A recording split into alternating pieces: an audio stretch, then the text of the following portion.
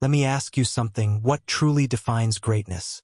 Is it the wealth accumulated, the power wielded, or is it the indelible imprint a man leaves upon the world, long after his footsteps have vanished? Today, we enter the mind and legacy of a man who rose from humble beginnings to become not just the richest man of his era, but a symbol of ambition, strategy, and sheer force of will. John D. Rockefeller, a name whispered in awe and often with envy. A man whose life wasn't just a story of wealth. It was a masterclass in persistence, philosophy, and unapologetic drive. And if you think this is just another tale of rags to riches, you're sorely mistaken. This is about a man who mastered the game of life itself. Rockefeller wasn't born into privilege. He wasn't handed opportunities. In fact, the odds were stacked against him from the very start. His father, known as Devil Bill, was a con man, a traveling salesman with more schemes than scruples. His mother, on the other hand, was the anchor of discipline, preaching thrift and faith. John learned from both, sharpness from his father, and relentless frugality from his mother. That's where it began. He absorbed the hard lessons of life early, shaping a mind that would soon see opportunity where others only saw despair. Now listen carefully here. Rockefeller wasn't just chasing dollars. No, he was chasing order, control over chaos. He once said, "I always tried to turn every disaster into an opportunity." Imagine that mindset. While others ran from crisis, he walked toward it, eyes locked on the prize. He understood that wealth wasn't just about numbers in a ledger. It was about power, control, and creating something lasting. And he built Standard Oil on that very belief, out of sheer obsession, ruthless efficiency, and patience. He wasn't a gambler. He was a master strategist playing chess while others were stuck playing checkers. But here's where most people get it wrong. They think Rockefeller's wealth came from greed. They think he crushed competitors simply for sport. No. He played by a different philosophy, a cold, logical philosophy, but one with its own peculiar ethics. He believed in efficiency above all. He believed that waste was a sin against progress. And in his mind, if he could run an operation better, cheaper, and faster than anyone else, then it was not just his right, but his duty to dominate. He didn't just eliminate competition, he absorbed them into something greater. And you know what? That's precisely why most people will never touch greatness. They flinch at the thought of discomfort. They hesitate at the door of opportunity, afraid to seem ruthless, afraid to step on toes. Rockefeller never had such illusions. He embraced the storm. He didn't apologize for winning. And why should he? He knew the world didn't hand out medals for second place. Let me pause here and confront you with a hard truth. You might not like this. But here it is, comfort is the death of greatness. You will not build an empire from your couch. You will not command respect by asking for it. You take it. You seize it. Rockefeller knew this in his bones. He didn't wait for a fair fight, he made the rules. He controlled the supply. He controlled the price. He controlled the market itself. Now let's talk about discipline. Because if there was one word that defined Rockefeller, it wasn't greed, it was discipline. He tracked every penny, even after he became the richest man alive. Imagine that. The man could buy cities, yet he obsessed over every dollar spent, every barrel sold. And here's the lesson, discipline isn't something you do when you're broke. It's something you do forever. Whether you have $10 or 10 million, you master the money or it masters you. Rockefeller kept a ledger from the age of 16, recording every cent he earned and spent. He treated money like a living organism, nurturing it, directing it, growing it with surgical precision. That's why he didn't just build wealth, he built an empire that could not be shaken. He wasn't merely rich. He was unbreakable. And faith, oh yes, faith played a monumental role in his philosophy. But not in the soft, passive sense most people associate with it. Rockefeller's faith was active, fierce, and focused. He believed in divine purpose, but he also believed that God helped those who helped themselves. He tithed religiously, giving away 10% of his income even as a young man making pennies a day. But this wasn't guilt. It wasn't charity for show. It was discipline, yet again.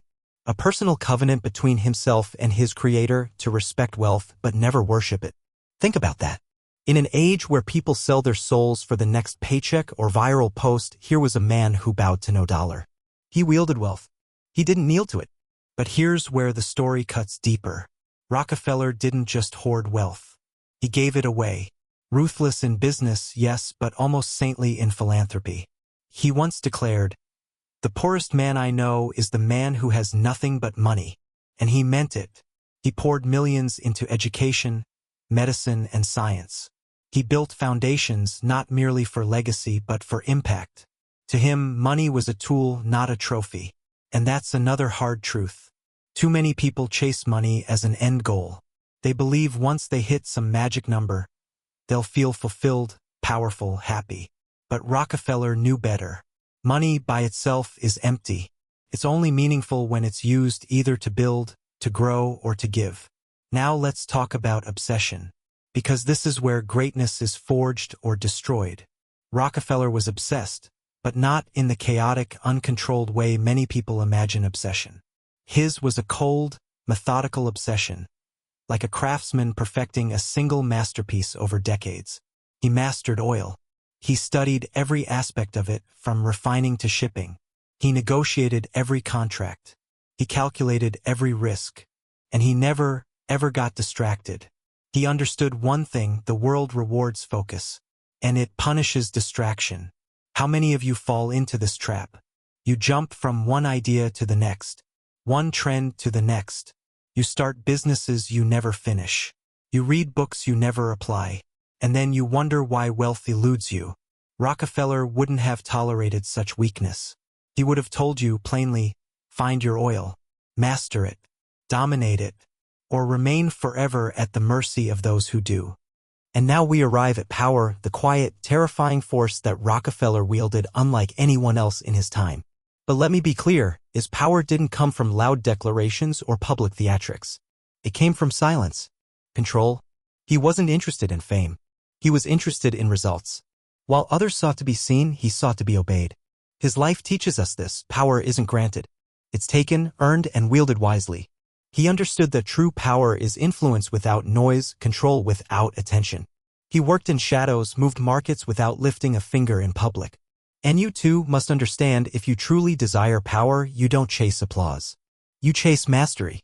You chase leverage. You chase results. But let me warn you here, this path isn't for the faint-hearted. It requires sacrifice. It requires patience that borders on madness. Rockefeller didn't become the richest man overnight. He didn't make one lucky trade or stumble upon some secret formula. He compounded his power daily. He played the long game while others chased quick wins. He endured lawsuits, hatred, and relentless government attacks. Yet he stood firm. Why? Because he knew every empire worth building will be attacked. Every great legacy will be tested. And perhaps that's the greatest lesson of all. Rockefeller didn't just survive storms, he welcomed them. He once remarked, "I always try to turn every disaster into an opportunity." It wasn't just words, it was his operating system. He didn't panic. He pivoted. He didn't retreat. He recalculated. And in every crisis, he grew stronger. You must understand this: life will test you. Business will test you. People will betray you. Systems will break. Markets will crash. And if you react like the masses, panicked, emotional, short-sighted, you will fail like the masses. But if you channel the mindset of Rockefeller, calm, calculating, unflinching, you will not just survive. You will thrive. His legacy wasn't just wealth. It was a philosophy, a ruthless yet disciplined code of living. Efficiency, discipline, faith, obsession, power. These were the pillars of his empire.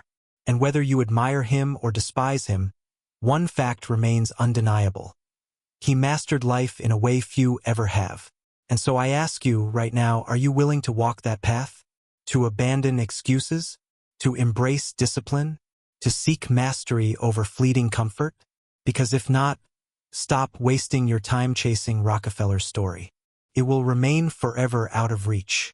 But if you're willing to endure discomfort, to pursue obsession, to wield wealth as a tool and not a crutch, then you may just touch a fraction of what he achieved. Rockefeller proved this. The world doesn't reward the loudest, the kindest, or the most talented. It rewards the most disciplined, the most focused, the most resilient. And as you listen to this, let that sink in. His life wasn't luck. It wasn't accident. It wasn't magic. It was philosophy executed relentlessly.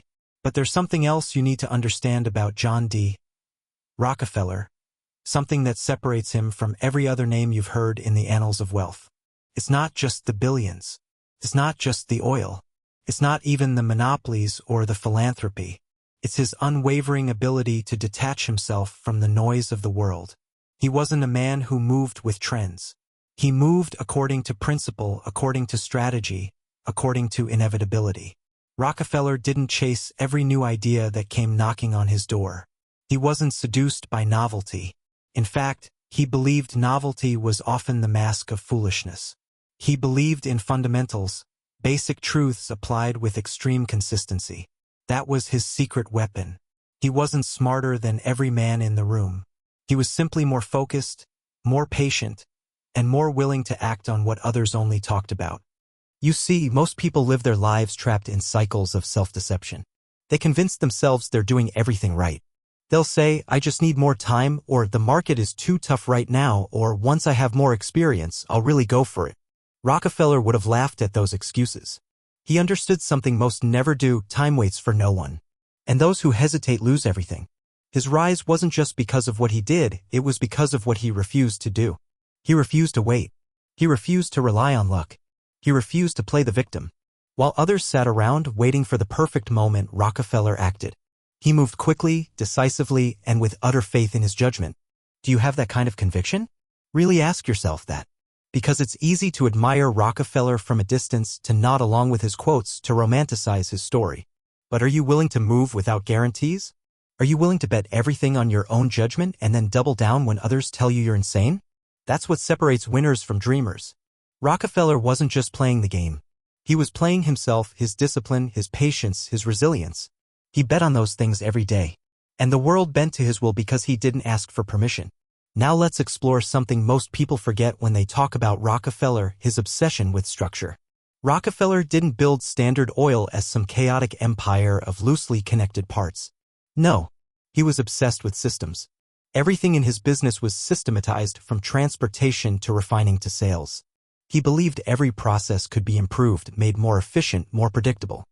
And here lies another brutal truth: if your life lacks structure, you will fail. Period. You will drift from goal to goal, distracted by every shiny object, swayed by every minor setback. You'll wonder why success remains out of reach, while secretly you've been sabotaging yourself through disorganization. Rockefeller's mind was a fortress. His habits were carved in stone. He scheduled everything. He reviewed everything. He delegated with precision, but never with blind trust. He inspected what he expected. And if something didn't align with his standards, it was corrected or eliminated. And that's your next lesson: ruthlessness isn't always about people. Sometimes it's about habits, systems, and outdated beliefs. You must become ruthless with yourself. Cut the slack. Eliminate distractions. Remove the unnecessary. Rockefeller didn't hoard tasks. He hoarded results. And when it came to negotiation, Rockefeller wasn't just skilled, he was surgical. He wasn't interested in winning every negotiation through brute force. He was interested in positioning himself so that the other party had no choice but to accept his terms. That's the difference between the amateur and the master. The amateur tries to win through arguing louder or by playing hardball without leverage. The master, like Rockefeller, stacks the deck beforehand. He creates a situation where his offer becomes the most rational option. You must understand this. In life, negotiation isn't about words, it's about leverage. It's about walking into the room knowing that you can walk away and knowing that the other party can't afford for you to leave. Rockefeller engineered those situations constantly. That's how he bought out competitors at bargain prices. He didn't beg. He didn't threaten. He simply positioned himself so their surrender became their only option. But here's something that will surprise you: despite his ruthlessness, Rockefeller wasn't impulsive. He wasn't guided by anger or revenge. He was patient, eerily patient. He would wait for years if needed before making a move. And when he did, it was decisive, final, and irreversible. How many of you are willing to wait years for the right opportunity? To sit in the shadows, quietly improving, quietly positioning, while others chase scraps? The modern world has made patience an endangered trait. Everyone wants instant success, instant results, instant validation. Rockefeller had no such weakness. He understood that true power compounds over decades, not weeks. That's why he wasn't just wealthy, he was inevitable. He could afford to wait because he built from strength, not desperation. And let's not forget his commitment to personal restraint. Rockefeller's lifestyle, even at the peak of his power, was far from lavish. Yes, he had homes and comforts, but he despised wastefulness. He believed that extravagance led to weakness. His fortune wasn't for indulgence, it was for stability, for legacy, for responsibility. He was a student of restraint, and this is where most people fail miserably today. They earn a little and they spend a lot. They gain a slight advantage and they blow it on image, on status, on fleeting pleasures. Rockefeller's restraint was his superpower. He didn't just build wealth, he protected it, nurtured it, respected it. This is what discipline looks like, not just doing what's necessary to get rich, but doing what's necessary to stay rich. And now we must talk about something that every great empire eventually faces: opposition. At the height of his power, Rockefeller faced vicious attacks from the government, the press, and the public. He was branded a monopolist, a villain, the man who crushed competition underfoot. Did he panic? Did he beg for forgiveness? Did he try to win people over with charm and PR tricks? No. He absorbed the blows. He let others scream. He focused on outcomes. Rockefeller understood something crucial about human nature: people will always hate what they fear, and they will always fear what they cannot control. He couldn't control public opinion. He couldn't control government crusades. But he could control his actions. He could control his response. And through it all, he remained calm, composed, and focused on preserving the empire he built. He once said, "Do not many of us who fail to achieve big things fail because we lack concentration, the art of concentrating the mind on the thing to be done at the proper time and to the exclusion of everything else?" Think about that. Concentration. The art of total focus, especially in the face of chaos. This wasn't just a tactic for Rockefeller. It was his entire way of life. He didn't waste time debating his critics. He didn't lose sleep over his reputation. He remained locked on his vision, unapologetically, unflinchingly. And that right there is the final barrier between ordinary lives and extraordinary ones. The ability to endure the hatred, the misunderstanding, the pressure without flinching. Most people crack under criticism. They abandon their mission at the first sign of resistance. But Rockefeller welcomed it. He expected it. He knew it was simply the tax of greatness. And so we return to you. What will you do when the world turns against you? When your success invites envy, resistance, and hostility? Will you crumble? Will you abandon your principles? Or will you stand tall, as Rockefeller did, calm, disciplined, and unbreakable? Because if you cannot endure that storm, you'll never build anything worth defending. Rockefeller's legacy wasn't just oil. It wasn't just wealth. It wasn't even philanthropy. It was resilience. Total, unwavering, relentless resilience. He showed us that discipline, focus, patience, and faith can move not just markets, but mountains.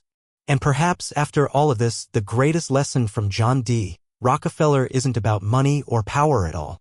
It's about the kind of person you must become to wield those things without being destroyed by them. There's something hauntingly beautiful about the kind of legacy Rockefeller left behind.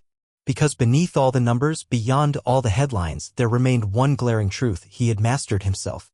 And that, my friend, is the final frontier. You see, Rockefeller didn't just build oil refineries, he refined himself. He didn't just discipline his company, he disciplined his soul. And here's where most people fall off the path. They believe wealth is about external action, about hustle, about deals and markets and connections. But Rockefeller knew better. He understood the universal law that governs all success: external results are merely the reflection of internal mastery. He controlled his temper like a seasoned monk. He spoke little, and when he did, every word carried weight. He wasn't loud. He wasn't showy. He wasn't reckless. He was composed, quiet, and deliberate. His colleagues would often remark on his unshakable calm even during the most chaotic business storms. Because he knew that panic was poison. That's a lesson you'd do well to remember. Ask yourself, how often do you let emotions dictate your decisions? How often does fear cloud your judgment? Rockefeller once said, "I believe in the dignity of labor, whether with head or hand, that the world owes no man a living, but that it owes every man an opportunity to make a living." And that wasn't just a catchy phrase. That was his entire operating system. He knew life didn't owe him anything, not sympathy, not success, not fairness. He owed it to himself to act. And if you're still sitting around waiting for life to hand you an opportunity, understand this: you are already losing. Rockefeller didn't wait for fair treatment. He created favorable conditions through action, not complaint. And here's something else you won't hear often: he didn't believe in luck the way most people do. Sure, he acknowledged chance, but he also knew luck was useless to those unprepared for it. You can sit there all day praying for a lucky break, but without discipline, structure, and readiness, luck will only reveal your weaknesses. Rockefeller prepared obsessively for every opportunity. He studied every detail of the oil trade, understood every nuance of rail transport, and mastered the art of negotiation. So when fortune smiled upon him, he didn't hesitate, he pounced. That's the key difference. Most people wait for luck to arrive, then freeze when it does. Rockefeller wasn't waiting, he was hunting. And when luck appeared, it was merely the spark to ignite the fire he'd already been building. And here's a brutal truth you need to absorb: the universe doesn't reward intentions. It rewards execution. It rewards readiness. Rockefeller's empire wasn't built on dreams, it was built on systems. On action. On relentless execution, day after day after day. You cannot meditate your way to success. You cannot simply visualize wealth and expect it to appear. You must act. You must build. You must endure. That's what Rockefeller embodied. Let's talk about how he handled adversity, because this may be the greatest demonstration of his internal mastery. There was a time when it seemed everything would collapse around him. Lawsuits piled up. Competitors ganged together. The government itself branded him a villain. Reporters painted him as the devil incarnate. His name became synonymous with greed, with evil, with tyranny. Most men would have crumbled under that pressure. Most men would have broken. But not Rockefeller. He understood something profound. Public opinion is fickle, but legacy is eternal. He didn't flinch. He didn't fight back in the press. He didn't waste time defending himself to the masses. He kept building. He kept refining. He kept focusing on the mission, because he knew that while opinions come and go, results are undeniable. In time, the same world that hated him came to admire him, because they saw the hospitals he built, the universities he funded, the medical research he made possible. While others shouted, Rockefeller acted. And here lies another secret of the ages. Impact outlasts outrage. Always. If you focus on being liked, you will never be great. But if you focus on building something that outlives you, history will eventually kneel at your feet. Rockefeller didn't win every battle, but he won the war of time. Now listen carefully. You must begin to see adversity not as a curse, but as the training ground for greatness. Rockefeller thrived under adversity because he saw it as an opportunity to sharpen his skills, to tighten his systems, to harden his resolve. Every lawsuit, every article, every attack, it was fuel. He didn't let adversity stop him. He let it sculpt him. And that's your challenge, isn't it? Will you let adversity break you, or will you let it forge you? Will you panic when the world turns against you, or will you keep building, keep refining, keep moving forward? Because if you can't endure adversity, you'll never build anything worth remembering. Rockefeller's story isn't about oil. It's not about monopolies. It's about the unbreakable will of a man who refused to be defined by others. He didn't just build wealth. He built something far rarer: inner freedom. The freedom to act without fear. The freedom to give without regret. The freedom to walk through storms without flinching. Most people think freedom comes from money. They're wrong. Freedom comes from discipline. Freedom comes from self-mastery. Freedom comes from the courage to walk your path no matter how lonely it gets. Rockefeller had that freedom. And it's available to you too, but only if you're willing to pay the price. The price of discipline. The price of patience. The price of relentless action in the face of doubt. The world will tempt you to take shortcuts, to seek comfort, to settle for small goals. But if Rockefeller could rise from the son of a conman to the richest man in history, what's stopping you? Not the world. Not society. Not luck. Only yourself. This is the iron truth of life. The only chains that bind you are the ones you refuse to break. And every day you hesitate, those chains tighten. But every day you act with discipline, with focus, with courage, those chains loosen. Until one day you look around and realize you've built your own empire. And not just an empire of money, but an empire of character, of freedom, of legacy. That's the real story of John D. Rockefeller. Not rags to riches, but weakness to power, fear to freedom, chaos to order. That's the journey you must take if you wish to leave your own mark upon this world. Let's strip away the illusions now, because by this point you should be starting to see the truth clearly. Rockefeller's story isn't about money. It never really was. Money was the byproduct, the consequence, the natural harvest from seeds planted long before the world noticed him. What truly defined Rockefeller was his philosophy of life, his code. And that code wasn't complicated. It wasn't flashy. It wasn't something you could buy in a seminar or download from the internet. It was forged in the fires of hardship, rooted in discipline, refined through patience, and sharpened by relentless clarity. That was Rockefeller's real empire. And you must ask yourself honestly, do you live by a code? Or do you drift through life, changing your principles with the wind, bending to the opinions of others, enslaved by every temptation that knocks on your door? Because if you have no code, you have no compass. And without a compass, every road leads to ruin. Rockefeller's code was simple, but it was unbreakable. Work harder than others are willing to work. Save more than others are willing to save. Focus longer than others are capable of focusing. Give more than others think reasonable to give. And, above all, never, ever panic. You might call that harsh, cold, even merciless, but that's precisely why it worked. Because life itself is harsh, cold, and merciless to those who refuse to face it head-on. Rockefeller knew that most people are simply too soft for greatness, too emotional, too impulsive, too distracted, too concerned with what others think. He cut all that out of his life. He focused on the only things that mattered: building, refining, and enduring. And because of that, the man who started as a poor boy with nothing more than a ledger and a dream became the richest and most powerful industrialist the world had ever seen. But you want to know the most ironic part?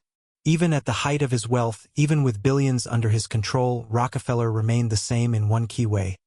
He was still the boy balancing his ledger, still tracking every penny, still refining every process, still giving away vast sums with quiet purpose.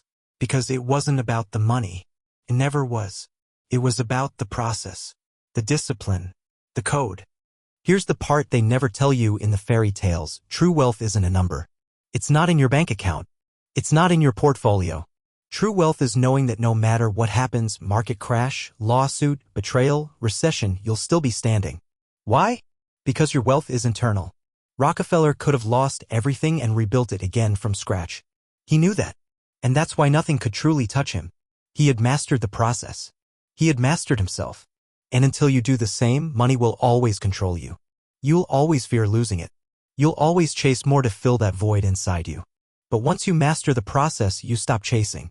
You start creating. You start building. You start giving, not because you're afraid of what others think, but because you finally understand that giving is simply part of the process. Rockefeller wasn't perfect. He wasn't a saint. But he was something far rarer. He was consistent. And that consistency, over decades, moved mountains. That's the truth about success no one wants to hear. It's not glamorous. It's not fast. It's not dramatic. It's boring. It's repetitive. It's ruthless in its simplicity. But it works. Rockefeller understood that better than anyone. While others jumped from scheme to scheme, he stayed rooted in fundamentals. While others sought fame, he sought efficiency. While others spent, he saved. While others bragged, he built. And in the end, while others faded into obscurity, he became a titan whose name still echoes more than a century later. That's the power of the process. That's the reward of the code. But here's the hardest part: the world won't reward you for following it immediately. No, at first, it will mock you. It will say you're too serious, too rigid, too cold. Let them talk. Because the world mocked Rockefeller, too. And now, they study him. They analyze him. They write books about him. That's how it always goes. First they mock you. Then they resist you. Then they respect you. And finally, they admire you. If you endure long enough. If you stay disciplined long enough.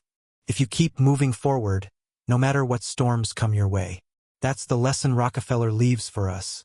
Not just how to build wealth, but how to build an unshakable life. Now, let me ask you something, and don't answer lightly. What do you want your legacy to be? Not the fake answer you tell people to sound good. The real answer. The one that keeps you awake at night. Do you want to be remembered as someone who chased fleeting pleasure? Or as someone who built something timeless? Do you want to leave behind debts and regrets? Or discipline and wealth, both financial and spiritual? The choice ultimately is yours. But make no mistake, the clock is ticking. Every moment you waste drifting, panicking, chasing shiny objects, you're burying yourself deeper into mediocrity. And every moment you embrace discipline, focus, and patience, you're climbing one step closer toward freedom. Rockefeller wasn't special. He wasn't superhuman. He simply chose the harder path and never looked back. Now it's your turn. I'll continue with the fifth and final installment next, where we'll bring this entire script to a climactic, powerful conclusion that drives the message home. So here we are, at the final stretch of this journey. And now there's no turning back. You've heard the story. You've walked through the mind of John D. Rockefeller. You've seen the cold truth of his discipline, his obsession, his unshakable resilience. And now you must face yourself. You must answer the question that every person secretly runs from. What are you willing to sacrifice to reach your potential? Because this isn't about Rockefeller anymore.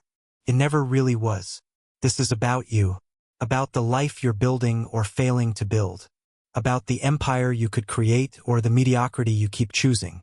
Rockefeller didn't have better circumstances than you. In fact, he had worse.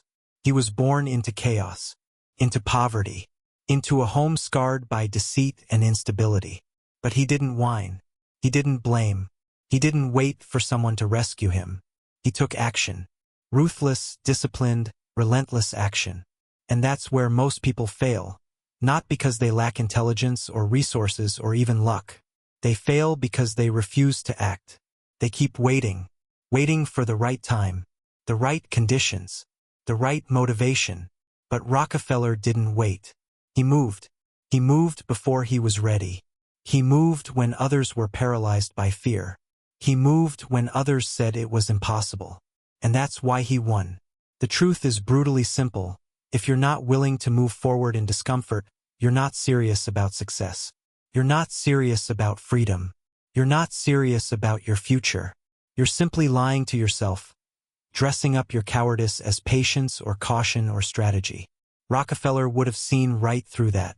He didn't tolerate self-deception. He confronted reality head-on, no matter how harsh it appeared. And that's what you must do now. Stop lying to yourself. Stop telling yourself you're planning. Stop pretending you're waiting for the right opportunity. You're afraid. Admit it. Own it. And then, if you have even a shred of courage left, start acting in spite of it. That's the only way forward. Rockefeller didn't ask for permission. He didn't apologize for playing to win. And neither should you. You see, the reason most people will never leave a legacy is because they're too obsessed with being liked. But Rockefeller knew something deeper. Greatness and approval rarely mix. He was hated, vilified, mocked. But he kept building. Because he understood that legacy isn't about applause. It's about impact. About doing work so significant that even your enemies can't ignore it. That's your task now, not to be liked, not to be popular, not to be comfortable, but to build something that outlasts you. And yes, it will require sacrifice. It will demand every ounce of discipline you can muster. It will test your patience beyond anything you've ever endured. But if you endure, if you hold the line, everything changes. Because discipline compounds. Focus compounds. Wealth, both internal and external, compounds. And one day you'll wake up and realize you've built your own Standard Oil, not of petroleum, perhaps, but of purpose, of power, of personal sovereignty. That's the real lesson Rockefeller leaves behind. That life will hand you nothing, but it will reward everything you demand from it with discipline. That legacy isn't reserved for the lucky or the gifted, it's reserved for the relentless. That freedom isn't found in the absence of responsibility, it's found in mastering it. Rockefeller wasn't a god. He wasn't some untouchable myth. He was a man who mastered the process and never deviated from it. You can do the same. But only if you're willing to burn the bridge back to mediocrity. Only if you're willing to walk the long, lonely path toward mastery. Only if you stop worshiping comfort and start worshiping discipline. Because in the end, every empire falls. Every fortune fades. Every name is forgotten except those who built something that transcended them. Rockefeller knew that. That's why he didn't just build a business, he built a philosophy. A way of life. A model for those daring enough to follow. So, here's the question you must answer now without hesitation, without denial, without excuse. Are you willing to live by that philosophy? Are you willing to endure the discomfort, the doubt, the sacrifice? Are you willing to choose mastery over mediocrity every single day without exception? Because if you are, then you've already taken your first step toward freedom. And if not, then be honest with yourself. Don't pretend. Don't lie. Just accept that you've chosen the easy path and that you'll remain exactly where you are. But don't you dare envy those who move ahead. Don't you dare criticize those who outwork you. Don't you dare complain about the results you didn't earn. Because Rockefeller taught us all one final, brutal truth. You either build your life by design or you become a cautionary tale in someone else's story. The choice was his. And now it's yours. Choose wisely, because history is watching. And your legacy, whether one of greatness or regret, is being written right now with every choice you make.